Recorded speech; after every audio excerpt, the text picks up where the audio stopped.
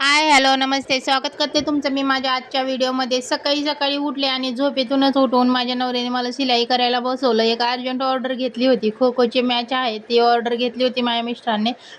मी नको म्हणत होती. आदल्या दिवशीच मी म्हटलं होतं, की मी काम करू लागणार नाही. तरी पण आता दुसऱ्या दिवशी सकाळी त्यांना 9 वाजता त्यांच्या कामावरती जावं लागतं. त्यासाठी ते 6 वाजता मला अलार्म लावायला लावला होता आणि 6 वाजता ते उठल्यानंतर 7 वाजता परत मला उठवलं आणि मला पण काम करायला लावलं. म्हटले, की एवढं माझ्या टायमापर्यंत एवढे टी-शर्ट झाले, तर तू पण निवांत राहशील. म्हणून मग मला पण बसावं लागलं.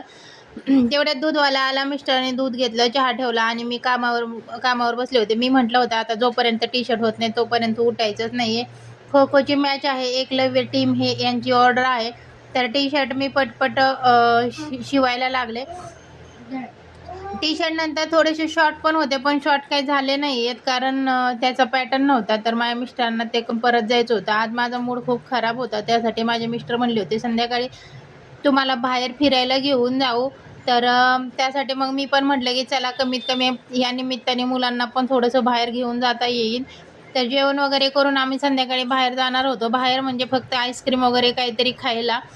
तर छान असं सगळे टी-शर्ट झाले, धागे वगैरे कट करून दिले. मुलांसाठी मी नाश्ता केला, शिरा बनवला. मायरा अजिबात राहत नाही. मायराला बाबू सांभाळतो, तोपर्यंत मी घरातलं काहीतरी एखादं काम करते. शिरा बनवला आणि मुलांना खायला दिला. मायराने 2 घास खाल्ले आणि परत थुकायला चालू केलं. तो शिरा बाबूनेच खाल्ला. थोडासाच केला होता, कारण बाबूला पण आवडत नाही हे मला माहीत आहे. मायरा आणि बाबू शिरा खात खेळत होते.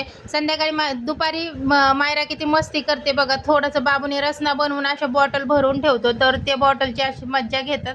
मायराला रसना वगैरे काही आता सगळं थंड सगळं सहन व्हायला लागले. सगळं ती हाताने करते.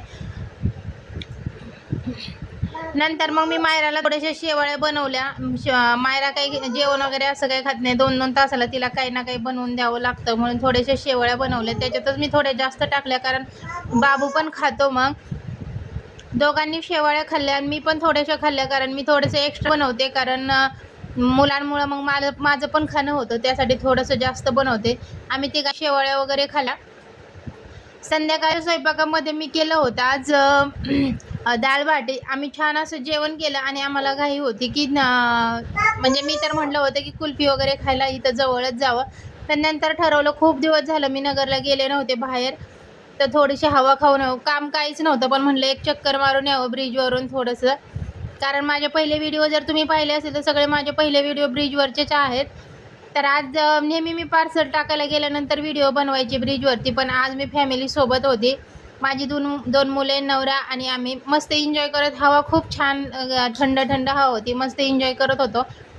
मायरा पण छान असं मध्ये बसली होती. मायरा नेहमी उभा राहते, पण काल तिला काय झालं काय माहिती, छान मध्ये बसून मज्जा घेत होती.